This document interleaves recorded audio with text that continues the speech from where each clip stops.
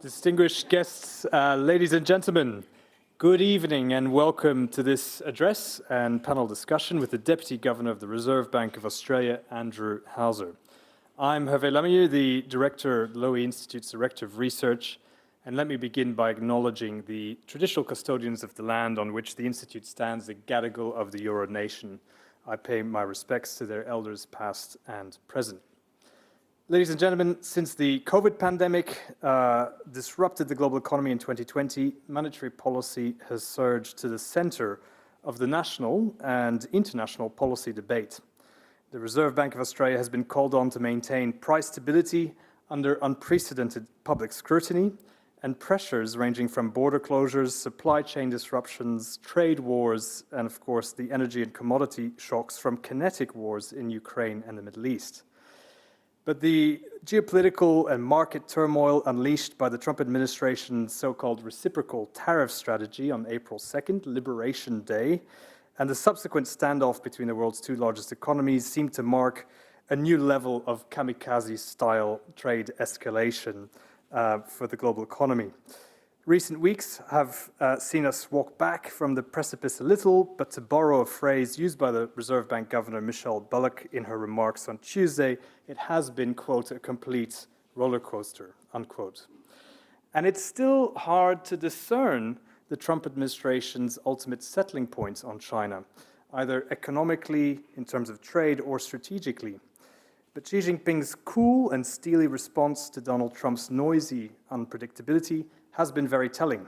As Richard McGregor, who you will hear from later this evening, has written in the AFR, if there was a German word for being resolute and freaked out at the same time, that would capture the mood in Beijing. A 90-day trade truce between the US and China, agreed earlier this month, has been interpreted widely as a case of the Americans blinking first. It's brought some temporary respite, but it does not signal an end to Sino-American geoeconomic rivalry, nor an end to the challenges confronting the global trading system and indeed Australia. So this evening is a timely opportunity for us to take stock of the state of play, of China's calculus, of Australia's monetary policy response, and how we adapt and position ourselves in these febrile conditions. And in this context, it's a delight to be joined by a world-leading economist, Reserve Bank Governor Andrew Hauser. If Mark Carney was Canada's central banker on loan to the UK, then Andrew surely is the UK's equivalent to Australia. I make no claims about where his future career will go. I look at him, he's rather uncomfortable by that analogy, but he does bring a wealth of experience to his present-day job, including a variety of senior positions at the Bank of England, as well as a brief stint at the IMF. Earlier in his career, Andrew was also Chief of Staff to the Governor of the Bank of England, Mervyn King, in the aftermath of the global financial crisis. Andrew has recently returned from a trip to China, and this evening he will reflect on the challenges for the Australian economy in this time of international geoeconomic competition, as well as on his interpretation of the mood in Beijing, Shanghai, and elsewhere. After delivering his remarks, he will be joined on stage by my Lowy Institute colleagues, Senior Fellow for East Asia, Richard McGregor, and non-resident fellow Jenny Gordon, for a discussion moderated by our lead economist, Roland Rajah. So ladies and gentlemen, please join me in welcoming Andrew Hauser to the lectern.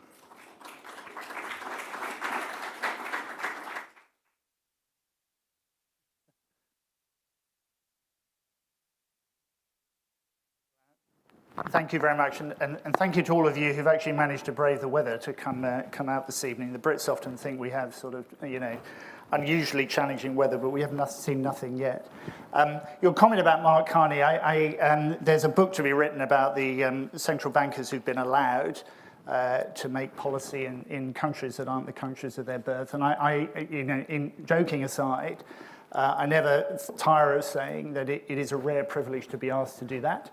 I say that with some humbleness, because coming to any country that you didn't grow up in and learning the economy and trying to deliver policy for the Australian people is a privilege, but it's also something I don't take lightly. So thank you for that comparison, but I don't think I'll be following suit anytime soon. Of all the trends, if you could put the first slide up, I'm not quite sure who's doing that. Next one, please.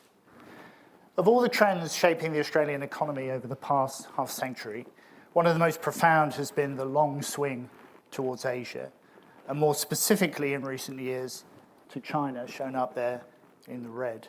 Now our biggest single trading partner, of course, by a country mile. But China's also front and center in the US administration's rapidly evolving tariff strategy.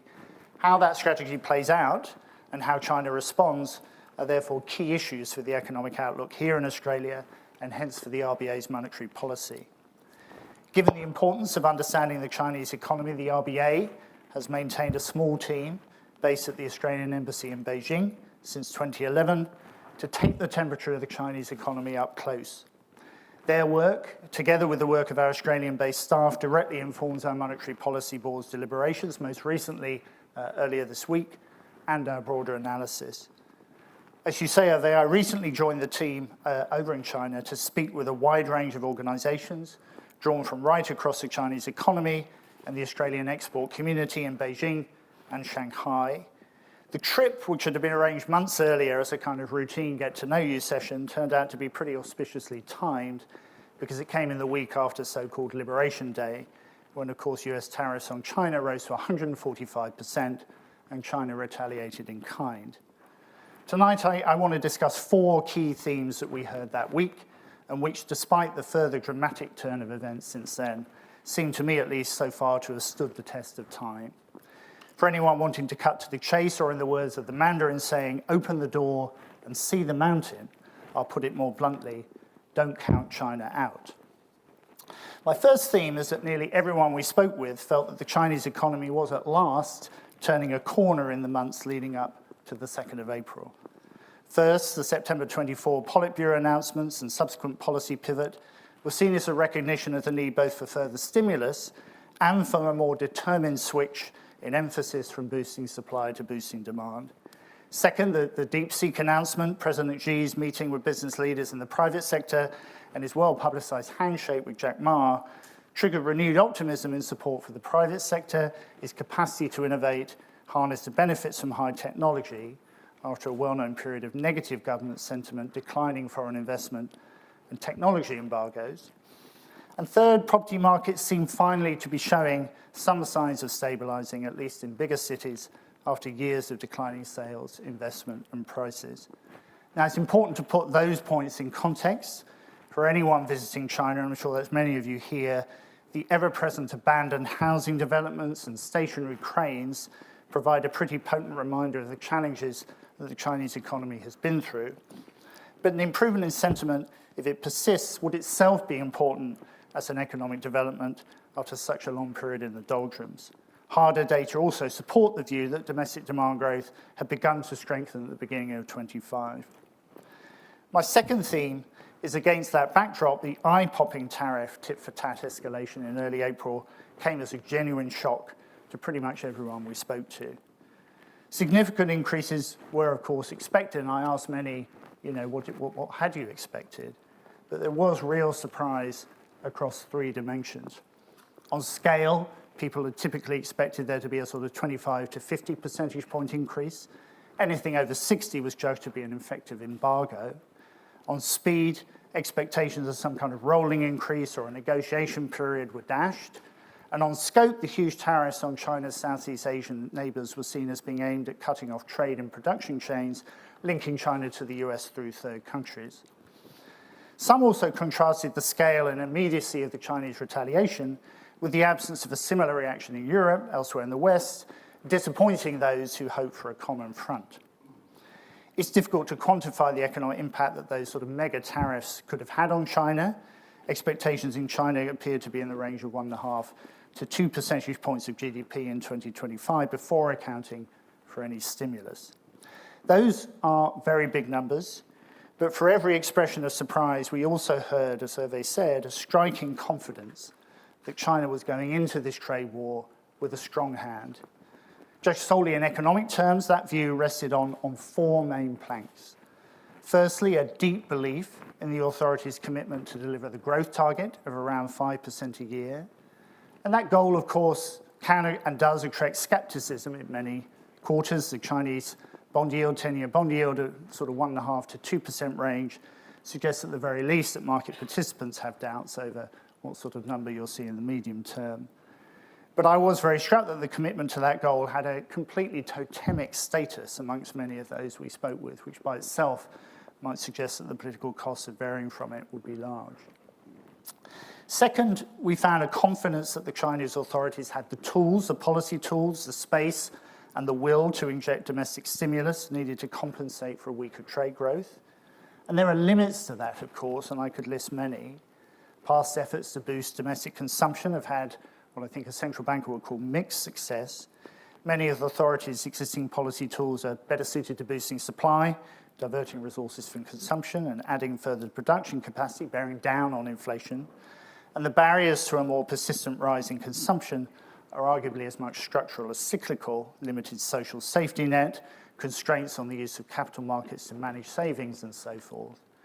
And there are questions, too, about how much headroom there is for stimulus. Public debt is elevated, particularly at local government level. Nominal interest rates are low and focus on exchange rate and financial stability as much as demand management. And the central bank has made it pretty clear it does not favour quantitative easing. That might be one reason why the authorities bided their time in the immediate aftermath of the 2nd of April. Many we spoke to were expecting some kind of big bazooka policy package in the days afterwards. It didn't come. But a range of monetary and financial easing has subsequently been announced, and the authorities have been pretty clear that they're committed to expand fiscal policy if needed to support the growth target. Now, third, and if we could have the next chart, we heard a general expectation that a large share of the economic costs of US tariffs would fall on the US itself, and a determination not to cushion that impact. Let me tell you what this chart shows, because I was told and it probably wouldn't be immediately obvious. I'm sure that's true. So along the x-axis, you have the Chinese share of US imports, and along the y-axis, you have the US share of China exports. And so the blobs are, a bunch of relatively disaggregated product categories, and the size of the circles show the relative weight in total trade. Now, at nearly half of China's exports to the US are products for which the US has limited alternative external suppliers. That's lithium batteries, computers, smartphones, video game consoles. That's the blobs in the bottom right, which we've labeled high China market power. The massive advance in technology diffusion is, it's a truism, but I say it, really striking to anyone who visits China. I was only in China a few years ago, and the pace of change, even in those few years, was blatantly evident everywhere you went. The pass-through of US tariffs to US consumer prices for those goods in the bottom right is likely to be high and quick, and that probably explains why many were quickly exempted from US tariffs. Much of the rest of China's exports, shown in the lower left-hand quadrant, are products for which the US is not a dominant source of demand, so in all likelihood could be diverted to other markets if needed. There are far fewer products in the upper part of the chart where the US accounts for a large share of Chinese imports. The inflationary impact of US tariffs on US consumers could, of course, be reduced if the Chinese currency were devalued substantially, happened in 2018-19.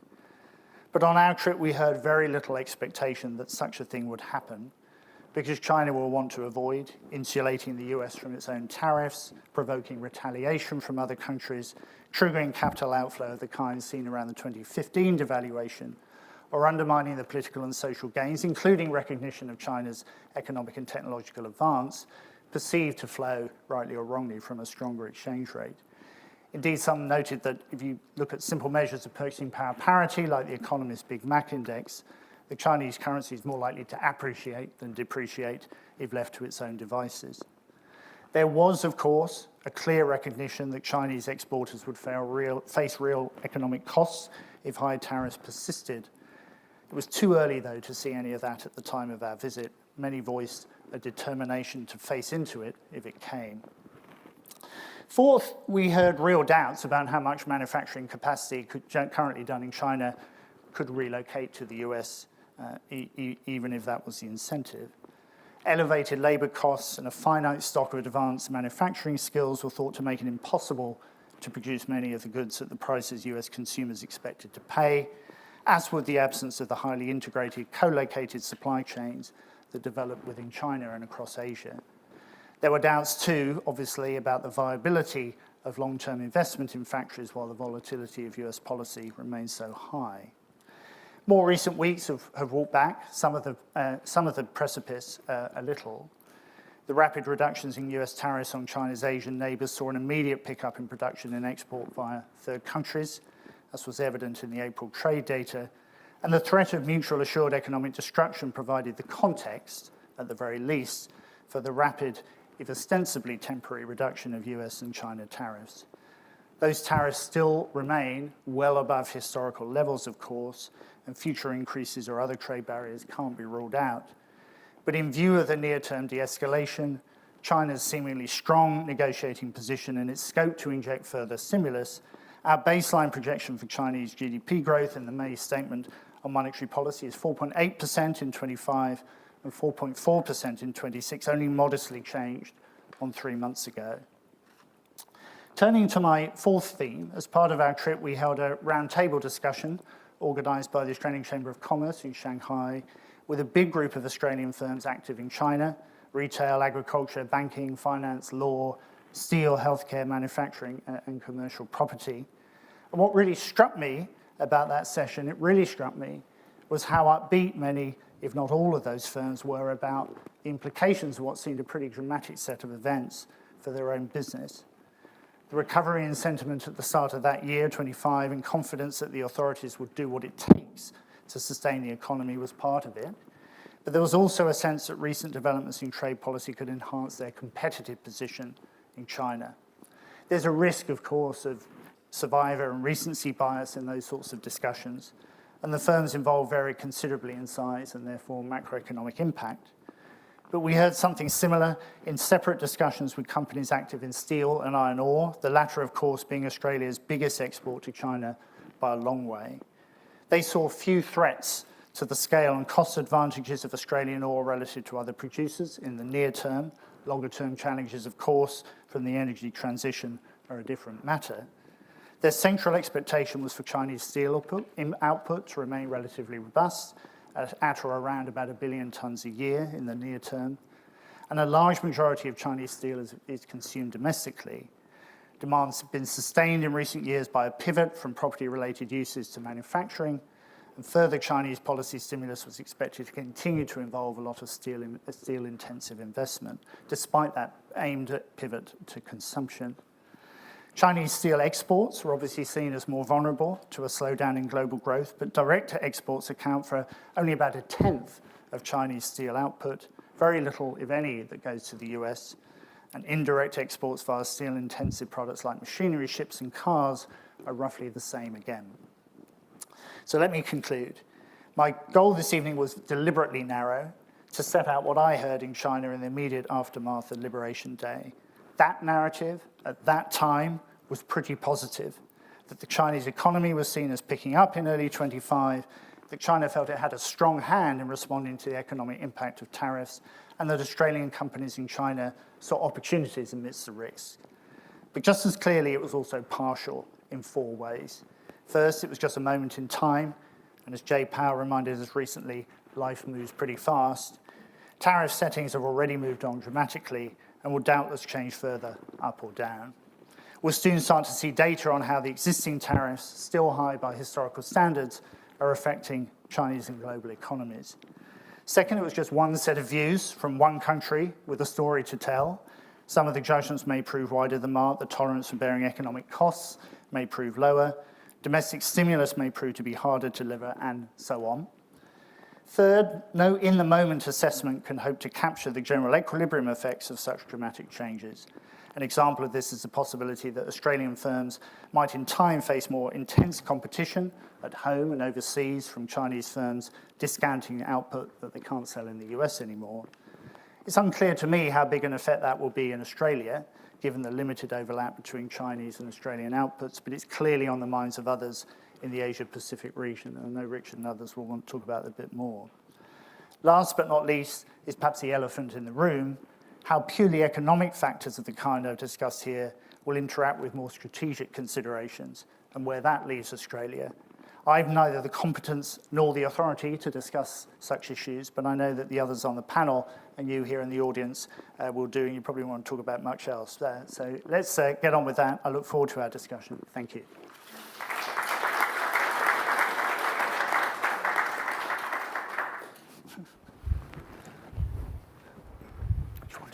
Just on that one.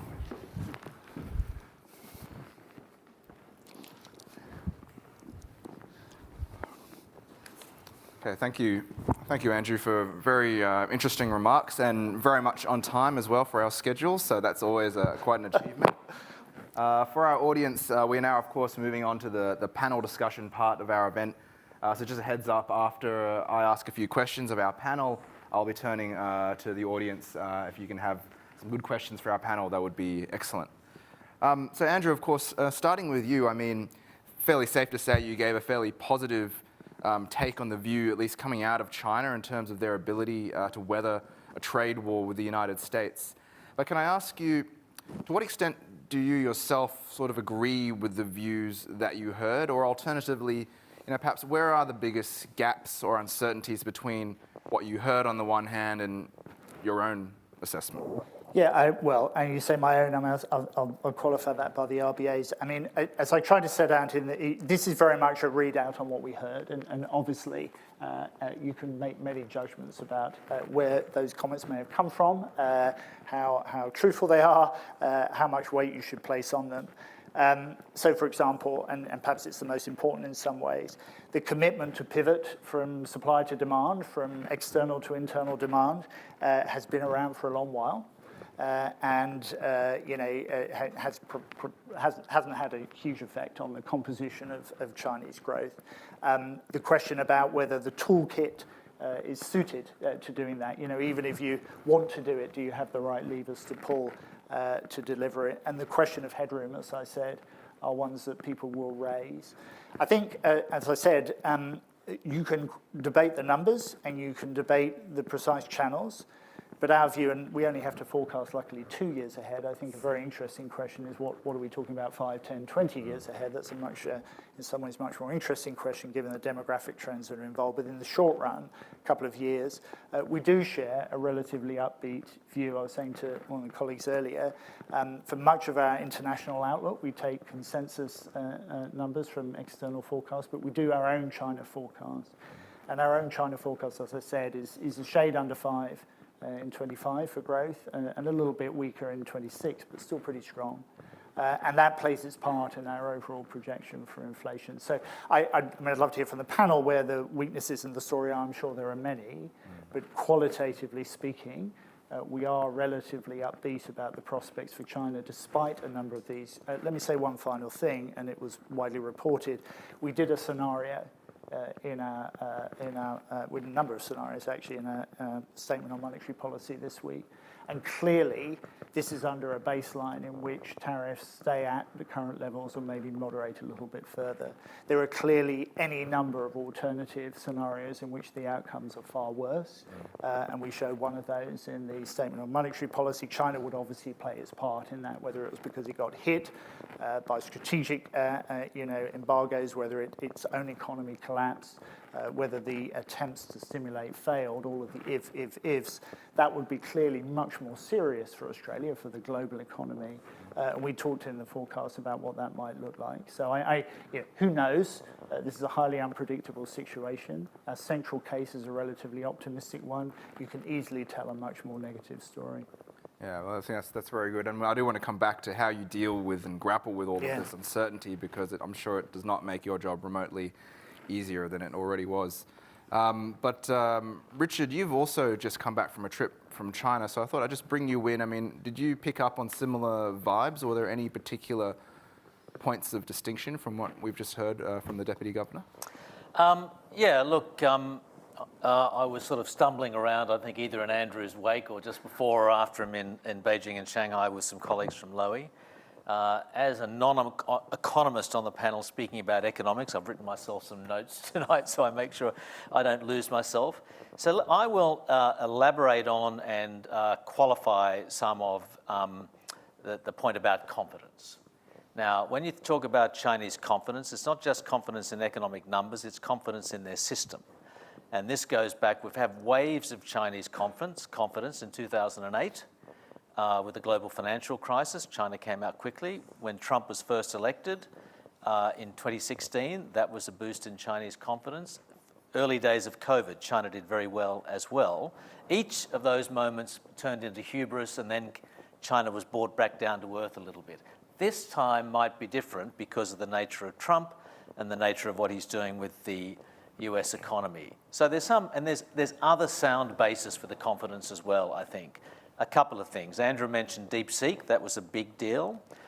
This week we had in Hong Kong the listing of CATL, by far the most preeminent advanced battery company in the world. They raised more than $5 billion in Hong Kong. They wouldn't bother going to the US to raise money.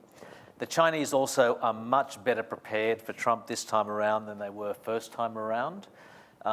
Some people were saying to me in Japan this week, they mark China's preparation for Trump to Xi Jinping going to France in early 2023. Even then, they were starting to sort of shape the battlefield, as the Pentagon says, in Europe and the like, readying for Trump.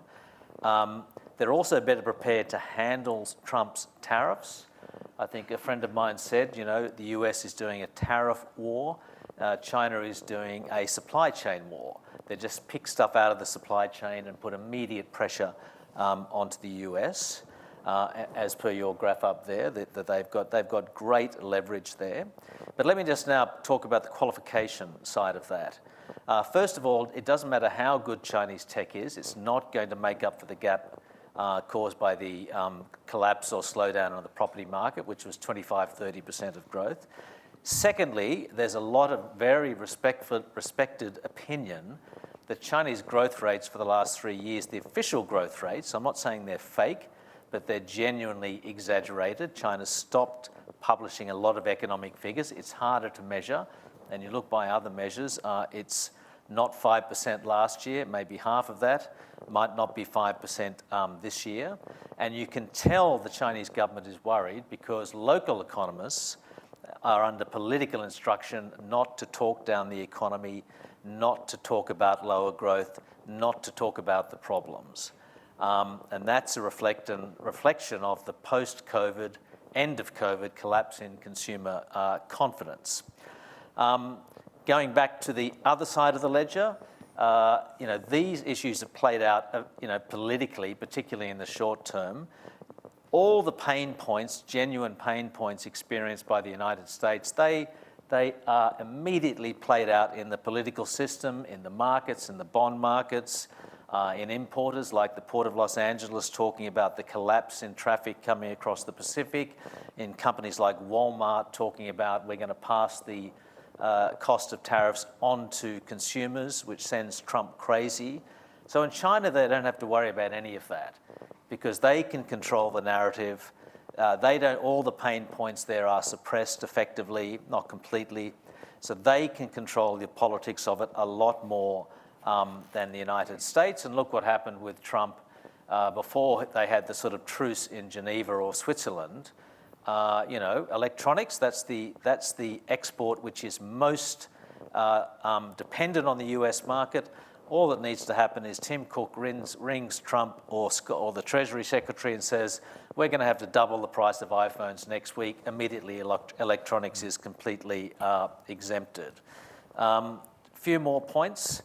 So they can win maybe the political war initially. That's not the same thing as saying the Chinese economy won't be really badly affected.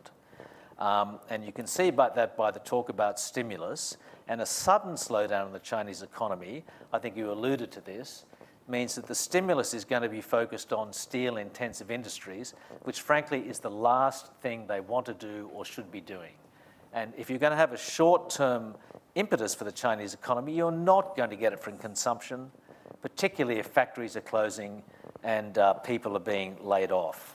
I've got a few other points, but I'll wait to the next question. I'll end there. Thanks. Well, I think those are very excellent points, Richard, and I think an interesting distinction between their ability to in a grand sort of sense, weather and maybe even to the extent they think win the trade war versus the idea that actually in that process, they might be severely damaged. And if we're talking about the Australian economy, of course, and there's direct flow on for us. You mentioned technology, and I want to shift across to that because a lot of the time we focus just on tariffs, but anyone following US-China economic relations and geostrategic tensions know a lot of it, most of it even, is all about technology. There's a technological competition around AI, semiconductors, robotics, clean energy technology. So Jenny, just to bring you into this discussion, how do you see the dynamics there in terms of the tech war between the two countries? And then where does that leave Australia as a small open economy reliant on global technological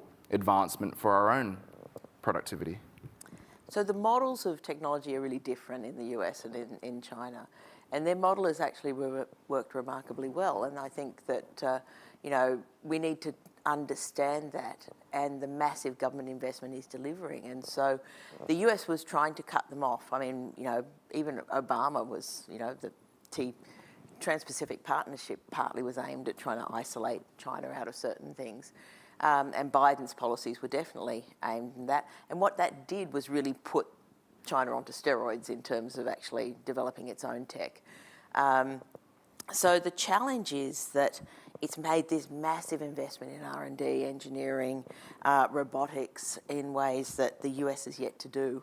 And then it's also made an investment in a lot of the UN standard-setting bodies, in WIPO and others. And so it's actually trying to, kind of really be there at that sort of tech edge, and so then promulgate it and say, this is the trading partners, this is the options. The challenge is that the US wants to say to partners, countries like Australia, you're with us or you're against us, so you've got to be in our camp and not in China's camp, and China is pushing back against that.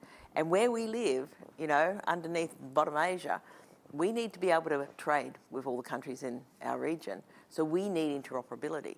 And so this is the big challenge, is that what's going to happen in actually the tech war, I think, is going to be ultimately the really big question of whether we end up with tech bubbles, where you belong to the US tech bubble or you belong to China's tech bubble, where Europe turns up in this, which bubble it belongs to, or whether we actually get enough interoperability between systems that allow both systems to actually develop. And I think what we need to be thinking about with the partners in the region is to say, that's the option we want.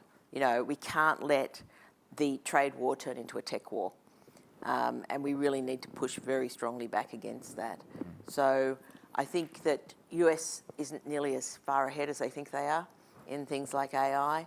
The chips have sort of proven that, NVIDIA is actually really terrified that it's, China's actually going to crowd it out, that it won't dominate the chip market, the high-end chip market, if things keep going the way they're going.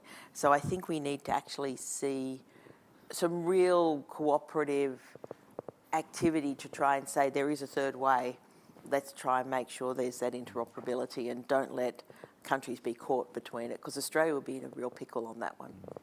I want to come back to you, Jenny, about this idea of how do we respond and how do we partner with other countries, because of course we're too small but to do so on our own. But just coming back to you, Andrew, I mean, hearing from Richard and Jenny, we're hearing about a lot of more messy geopolitics. In the short term, there are the shocks. In the long term, there's the fragmentation and the crimping of sources of productivity growth. All of that has a bearing on how the RBA makes its decisions. I think in your speech you said, you're not an expert on geopolitics, but as they say, the geopolitics is interested in you.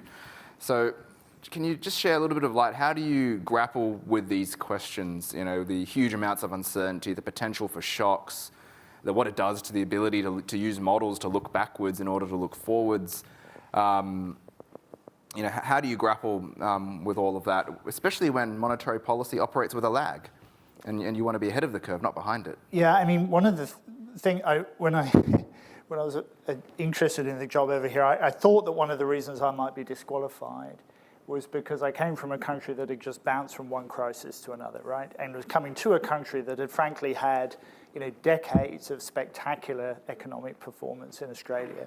And so in the UK, you've got quite used in the last few decades to these enormous shocks, whether it is the global financial crisis that was an enormous event in the UK in a way I don't think it really was here economically. Brexit, of course, which whether that counts as geopolitics, I think it probably does, still working through. And the Ukraine event, which was up close and personal for a country that had built its entire energy system around gas. The fact that the price of gas went through the roof was an enormous thing. And none of those were predictable events, I would say. And yet they determine fundamentally the economic outlook. Central bankers do struggle a little bit with the what-ifs in terms of geopolitics. We're trying to do a bit better.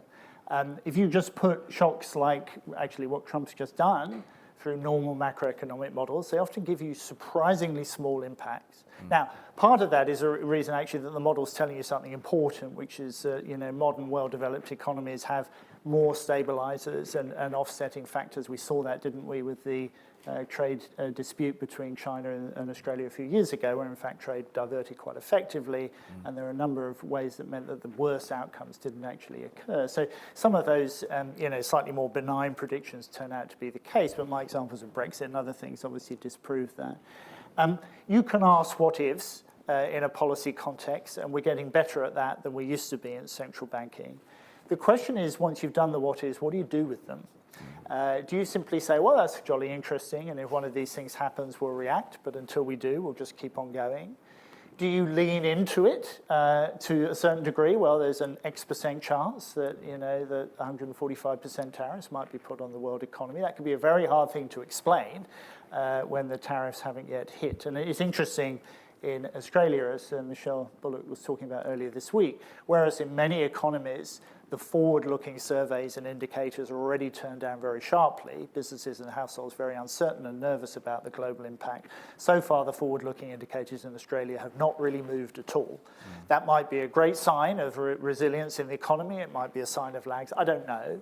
But you need to ask yourself, what is the probability that these things actually affect it? Because if you run after every geopolitical story, you'd be moving policy up and down very rapidly.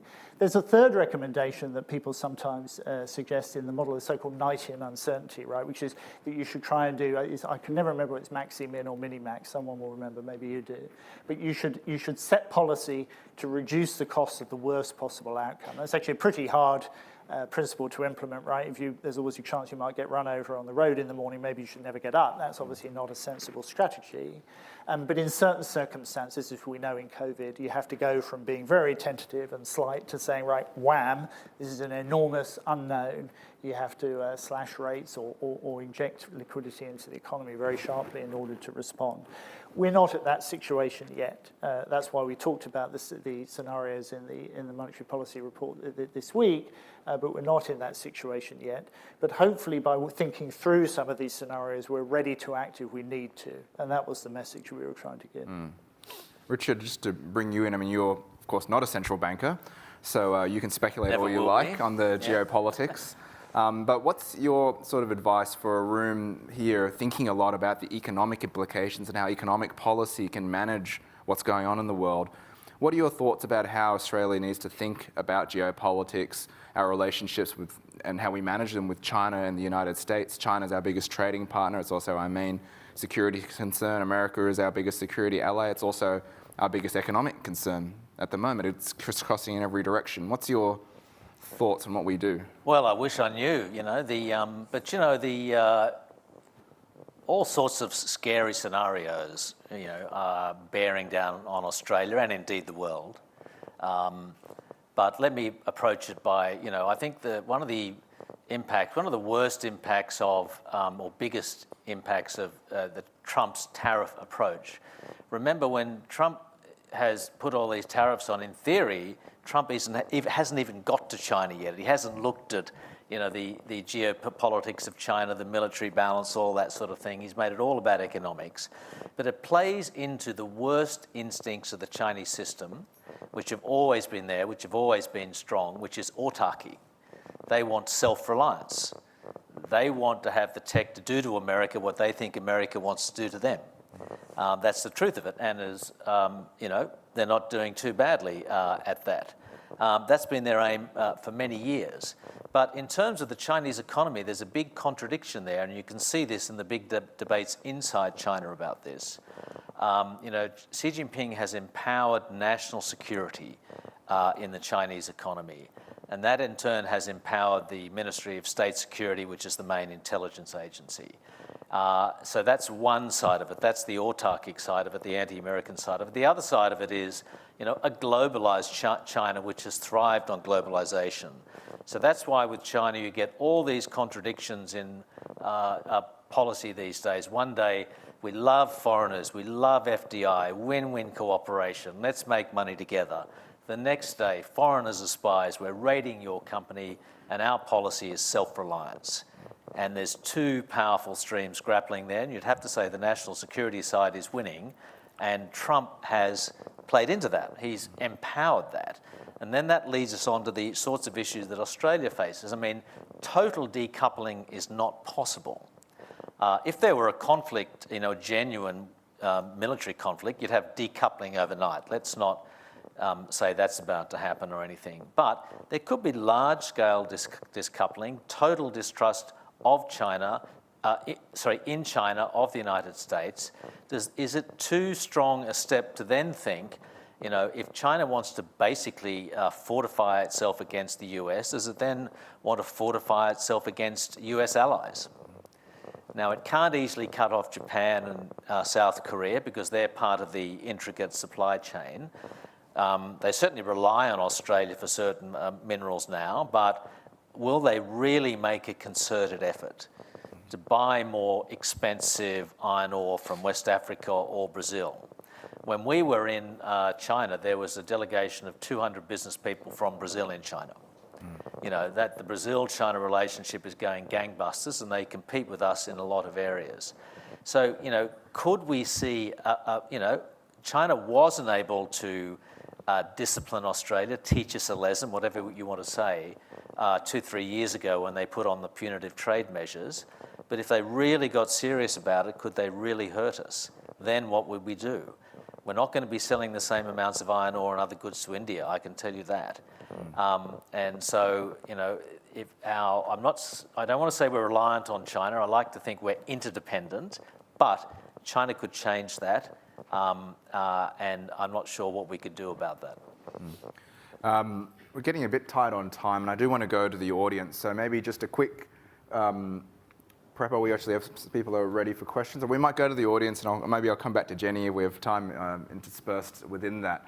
So please wait for the microphone to come to you and state your name and any relevant affiliation, and please stick to a question. So we have one question from the gentleman here. That, sorry, name, affiliation. Yes, Carl Chani, doctor. It seems that strategically, when I lived in China under Hu Jintao and Jiang Zemin, there was a lot of friendship between the West, US, and China. It really went beautifully. And now if you look at it, what's really happening in the background strategically? I mean, Xi Jinping has fired, I don't know how many generals in the army. He's fired, I don't know how many people. There seems to be a lot of political, real conflict and real issues in China right now. And many Chinese actually are worried. When I speak to many Chinese, they're actually worried about the political situation in China. To what extent? And then Europe is not happy with China helping Russia in respect to Ukraine. I mean, I'm European, I can tell you, they're really pissed off. And you can see with Xi Jinping in Moscow. So what's really happening in the background, and to what extent is that going to have an impact? Thank you. Probably a question for Richard. Do we have another question we could collect now from the gentleman over there? Hello, Samuel Yang from ABC News. Thanks so much for sharing your insights to the panel. And my question is to Andrew. Some international retailers like sandal brand Birkenstock and jeweler Pandora are considering to pass on the cost of US tariffs by raising prices globally. Could that impose a threat to Australian inflation? So who would like to go first? what's happening in the background? Well, what's look, happening on the I'll shops? just be very brief, but I do think that Xi Jinping is much more a continuum than an aberration. He's doing all the sorts of things that he's doing around Taiwan, in the Sea of Japan, in the South China Sea, more assertive posture with the United States.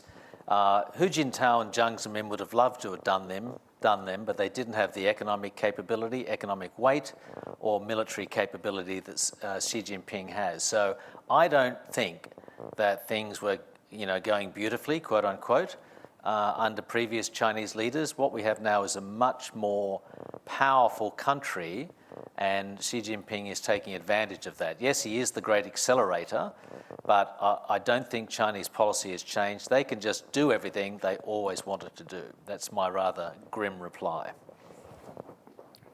Andrew? Yeah, that's an interesting question. It's not the normal one we think about, right? Because we normally think that US firms would raise prices in the US for US tariffs, and some question about whether Chinese firms might, sell relatively cheap goods here because they can't sell them in the US anymore. If I was thinking about advising Walmart or whoever, I can't remember which examples you used, I'd advise them to think quite carefully before that strategy, and here's why. Presumably the idea is you raise prices in other markets so that you don't have to raise prices as much in the US and do a kind of profit maximizing strategy, right? That's only likely to work if the price elasticity of demand for your product in the US is higher than it is outside the US, right? In other words, you're worried that if you raise the price very much in the US demand will fall a lot and you'll lose a lot of money. Whereas if you raise the price elsewhere, people will love your product and they won't move away from you. In truth, it's likely to be the other way around, right? In truth, you're more likely to have customer loyalty in your home market than you are overseas. So by all means, firms can try and raise prices wherever they want. There's no rule against it. But I would have thought that anyone looking carefully at the kind of demand curves that they face in different countries would say, trying to insulate your US demand by putting prices up in other markets might be self-defeating because you might just end up killing your demand everywhere. Now, there's an interesting question about pharmaceuticals and other very bespoke products and the interaction with public subsidy schemes and so on and forth, which is much more complicated, I think. But for a firm like the one you describe, I'd be interested to see it. Maybe we'll get an experiment and see how that goes. It also begs the question, doesn't it, that why wouldn't they put their prices up anyway? Well, we'll bear it, it's sort of...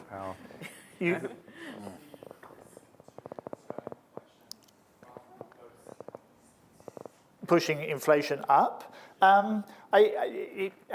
I wouldn't say it's the biggest risk that we face at the moment, no, to be quite honest. The biggest risk that we've identified in our most recent report is in a downside scenario that demand globally would fall and that would pull aggregate demand down in Australia. I think we've also talked, as I say, about the possibility actually that some cheaper diverted Chinese goods could pull inflation down a little bit further.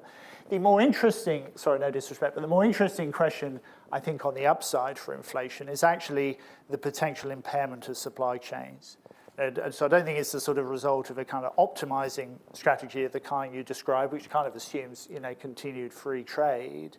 But actually the possibility that, when you look at some of these supply chains for products, they are stunningly sophisticated now, whether it's products produced in Asia or produced in the US and, things moving across borders multiple times and being produced just in time and so on and so forth.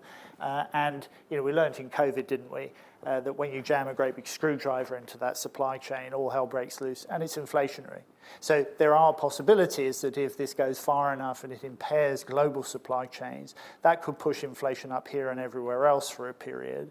I don't know that our thinking at the moment is that that's the most likely risk, but if it happened, it could be very serious. Okay, maybe next question, Jo Masters at the front. You have to ask her what her China forecast is before she's allowed to ask a question. Ours is 4%, Andrew. We're she's there. Stay there. We're a bit bearish. Jo Masters, Barrenjoey. Thanks to the panel for your insights. I actually wanted to follow up, Andrew, on your earlier comments. Appreciate your comments from being on the ground in China. It's always a fascinating trip to do. But I'm also aware that you spend time meeting Australian businesses, and the economic data is quite dated at the moment, and so it's hard to really see the impact of the shock from Liberation Day. And I wondered if you were happy to share some anecdotes of what you're hearing around from Australian businesses in terms of their supply chains, tariffs, and how they're tackling that and their plans going forward. I mean, I think, and we published the liaison results, as you know, in the Statement of Monetary Policy earlier this week. I think the honest truth is that, I mean, any firm, with any kind of international business has been spending a lot of time thinking about the what-ifs, very similar to the kind of, geopolitical modelling that the central banks have to do, firms have to do it too. I guess if you're an international, multinational firm, you may have some resources and McKinsey to throw at it. If you're a small enterprise in Queensland or something, you're on your own, right? And that is difficult. Our sense is that whilst people are looking for the effects, they are nervous about the effects, that so far they haven't seen them. And there are, as you well know better than anyone, there are a number of pre-existing economic challenges in the Australian economy that are still front of mind for many of those businesses. So far so good. We are very, as I suspect you are too, carefully on the lookout for signs of this impacting them. So far, we're not seeing it as a macro trend, but that doesn't mean it's not coming. As you say, I mean, even now we're only a few weeks away from what's going on. Any other questions? Maybe just down here in the middle. Hi, Nick Files from the Financial Times. Just to Richard's point about whether China tries to decouple from us and the impact that could have on the iron ore market, is that something the RBA can factor in as a what-if, given... Say again, Nick, the decouple on the... On the iron, sort of, if it's iron ore or specifically, I mean, it's a bit of a doomsday scenario, but is that something the RBA can factor into your longer term forecasts?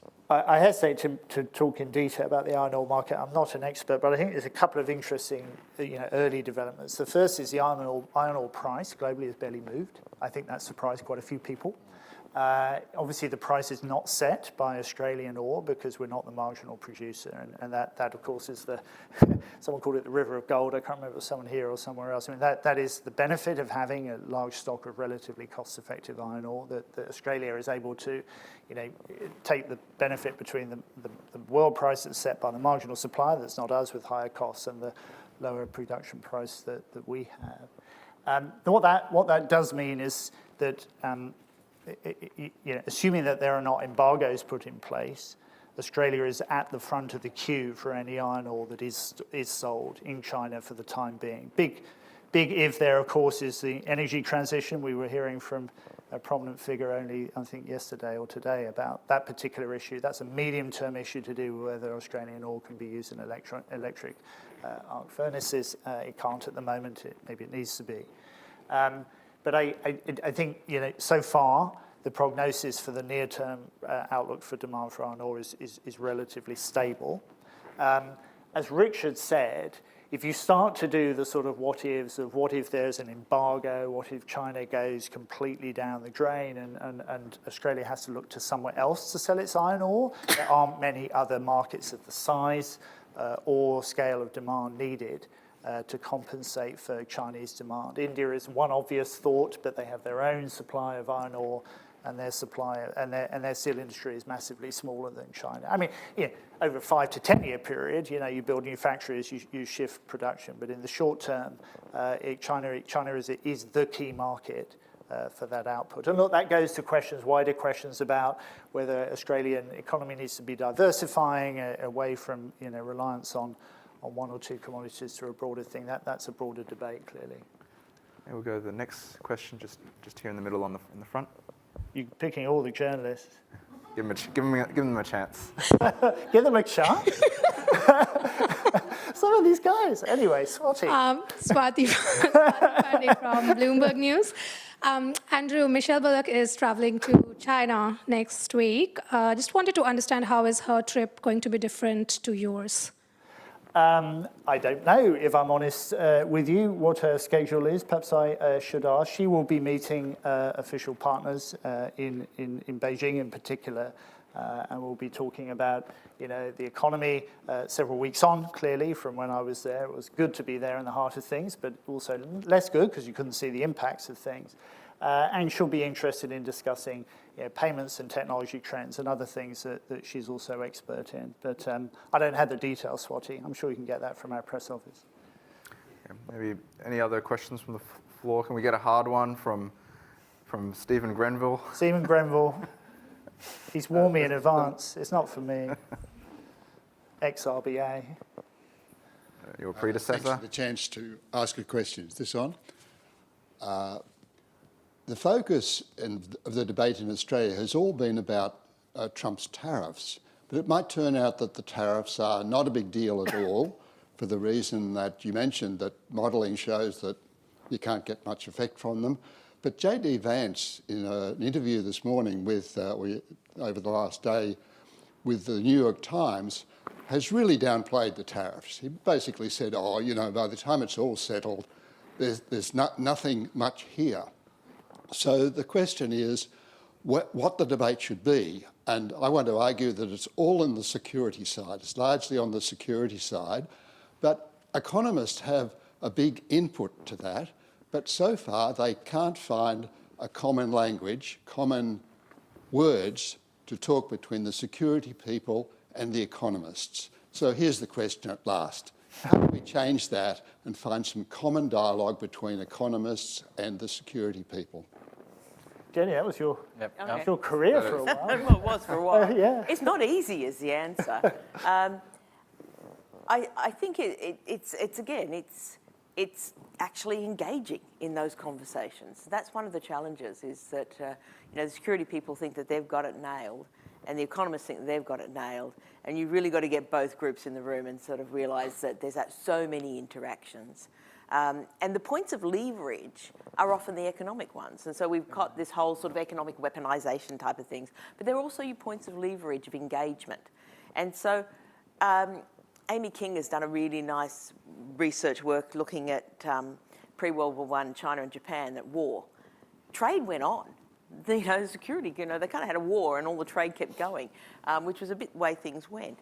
And so in some ways we need to be thinking about whether everything is getting weaponized and everything becomes security, or whether we can actually start using the economic relationships to say, what can we carve out that, because it's in mutual interest, that we can actually keep and stable. And this is where things like interoperability of tech standards become really important. China agreeing not to go dump a whole bunch of cheap stuff on a bunch of markets and then play into Trump's idea of everybody isolating China because I'm putting tariffs on China. So restraint, that actually then gives them soft power, or if you like, some cred or some influence. And so we need to be starting to think about security also from that dimension of, it's not just about the military power and whether you can, bomb somebody, but whether you've actually got some soft power and some influence and where that comes in. And economic relationships are a really good way to kind of build that. So that's my take on it, but I think there's always the danger that you get a Putin who just invades. And that's one of the challenges, because nothing economic about that. There's no economics in that decision making. And so the question is, what's a credible defence? Where, to take Sam, who's standing up the back's echidna strategy, being very prickly so they don't want to go down that line. But it's really tricky because we're caught. We're really caught between the US and China on this. We need China economically. We need to be part of the region, because it's not just China. It's all the, it's Indonesia and it's Malaysia and it's Thailand and it's Vietnam, and it's those relationships. That's what we need to be part of. And for them, they're also balancing. They don't want to be, dominated by China either. So I think there's an awful lot that we can do in our region that's of mutual interest economically, and that also will sort of say, well, really, China, you don't want to go down that pathway strategically on a security front, because that just upsets the apple cart. And we all know that the most important thing actually is your own domestic stability, because there's only so much you can do by, social control and the like, and ultimately, unless you're actually making your people at least feel like there's a future for them, that they're not going to cooperate. So that's my take on it. It's probably a little a little hopeful, but I think that's the only way I can sort of bring the two together. But it is about having the conversations. We need to have those conversations. I just want to say tangentially, 30 seconds. less than 30 seconds, trade going on anyway. Andrew's first graph, if you looked at it closely, you see we had massive trade with China in the 50s when we had under a US embargo. That was the country party and wheat, I think, Jim, wasn't it? And a huge amount of trade going on. And the same happened when they were punishing us a few months ago. We sent a massive amount of wheat to China once again because of Ukraine. So all these, it does go on anyway as well. Okay, well, that's a good place to end. That's all we have time for. So please, everyone, join me in thanking the Deputy Governor and Jenny Gordon and Richard McGregor for an excellent discussion.